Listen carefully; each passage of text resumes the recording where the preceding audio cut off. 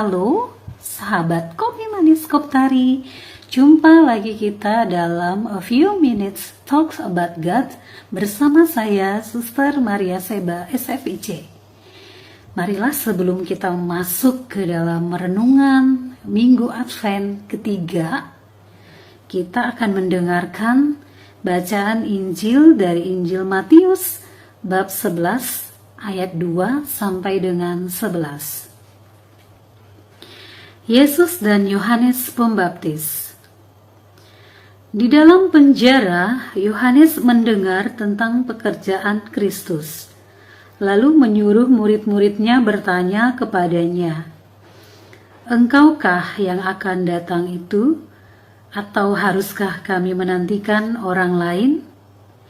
Yesus menjawab mereka, "Pergilah dan katakanlah kepada Yohanes apa yang kamu dengar dan kamu lihat.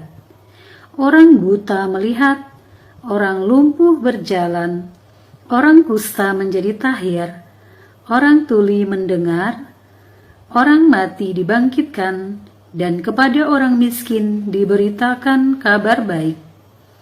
Dan berbahagialah orang yang tidak menjadi kecewa dan menolak aku." Setelah murid-murid Yohanes pergi, mulailah Yesus berbicara kepada orang banyak itu tentang Yohanes. "Untuk apakah kamu pergi ke padang gurun, melihat buluh yang digoyangkan angin kian kemari? Atau untuk apakah kamu pergi, melihat orang yang berpakaian halus? Orang yang berpakaian halus itu tempatnya di istana raja. Jadi, untuk apakah kamu pergi? Melihat nabi?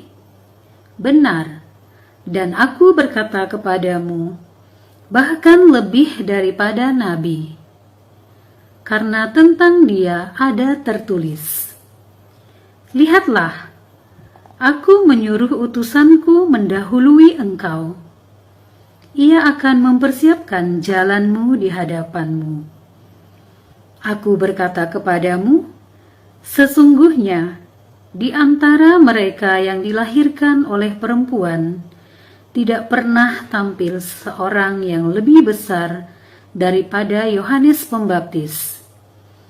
Namun, yang terkecil dalam kerajaan sorga lebih besar daripadanya." Demikianlah sabda Tuhan. Terpujilah Kristus. Sahabat Kopi Manis Koptari yang terkasih, hari ini kita memasuki Minggu Advent yang ketiga. Nah, dalam tahun liturgi, Minggu Advent ketiga disebut Minggu Gaudete, yang berarti sukacita. Nah, gema sukacita pada Minggu ketiga Advent ini melambangkan adanya kegembiraan, sukacita di tengah masa pertobatan. Oleh karena itu, bacaan-bacaan suci pada Minggu Advent ketiga ini mengajak kita untuk menemukan dan mengenakan kembali kekhasan kita sebagai anak-anak Allah yang hidup dalam sukacita. Nah, bacaan-bacaan pada Minggu Advent yang ketiga ini menampilkan suasana sukacita, gembira, dan sorak-sorai. Bacaan-bacaan suci yang melukiskan nada kegirangan, sukacita bisa kita dengar dalam Yesaya. Dikatakan bahwa padang gurun dan padang kering akan bergirang, padang belantara akan bersorak-sorai dan berbunga. Jadi penuh dengan kata sorak-sorai, bunga, kemuliaan, semarak. Jangan bersungut. Bisa kita dengar dalam bacaan kedua dari Rasul Yakobus. Nah, sementara dalam bacaan Injil Matius bab 11 ayat 2 sampai dengan 11 dikatakan bahwa orang buta akan melihat, orang lumpuh akan berjalan, dan orang tuli akan mendengar. Kepada orang miskin diberitakan kabar baik, dan seterusnya. Pokoknya penuh dengan kata sorak-sorai, bernuansa sukacita, riang gembira. Pertanyaannya adalah, sukacita atau girang karena apa? Untuk umat Israel, sukacita karena Al-Masih, penyelamat, akan segera datang. Dan untuk kita, Sukacita karena Ia sudah datang dan akan datang lagi. Sudah datang bagi kita, maka kita akan tidak lama lagi merayakan ulang tahun kedatangannya, kelahirannya pada hari raya Natal. Nah, serentak pula kita diajak untuk terus-menerus bersukacita dalam menanti kedatangan yang kedua. Kapan? Bukan waktu kita, tetapi waktunya Tuhan. Tapi pasti akan datang. Maka, Santo Yakobus dalam bacaan kedua mengajak kita untuk bersabar. Sambil menanti dengan sabar, sikap yang perlu kita pupuk dan kembangkan dalam hidup sebagai murid-murid Sang Almasih adalah bersukacita senantiasa dalam pengharapan.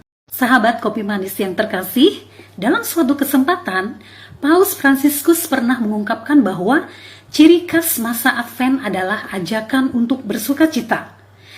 Dan ada begitu banyak alasan bagi kita untuk bersukacita. Salah satunya adalah karena Kristus yang akan datang ke dunia. Karena itu, Paus mengatakan bahwa untuk merasakan sukacita ini adalah dengan cara mengurangi fokus kita pada diri sendiri dan menempatkan Yesus sebagai pusat dari segalanya. Yesus adalah terang yang memberi makna penuh bagi kehidupan bagi setiap orang. Jangan lupa bersukacita. Nah, orang Kristen bersukacita dalam hatinya.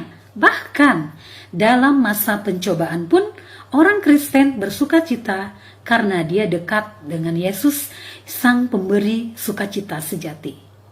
Selamat menyongsong hari kelahiran Tuhan kita Yesus Kristus. Tetap bersukacita dan bergembira.